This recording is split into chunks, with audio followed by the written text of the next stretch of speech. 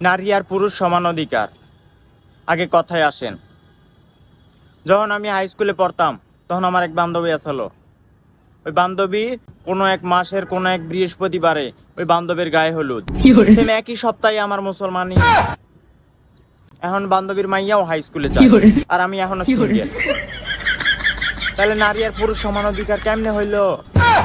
কয়েকদিন পরে দেখা যাইবো আমার বান্ধবীর ওই মাইয়ারেও বিয়ে করাইতেছে, কিন্তু আমার কেউ করাইতেছে না।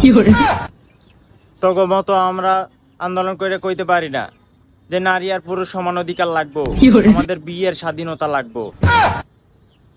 আমাকে জিন্স প্যান্ট পরা দেখা তোরাও জিন্স প্যান্ট পরা শুরু করলি, কিন্তু ওই জিন্স প্যান্টের যে চিকনটা ওটা তোকে কোনো কাজে লাগে না। তোরা দাঁড়ায় মরতে পারো না বইয়া মরতে পারো, কোনো কাজেই লাগে না।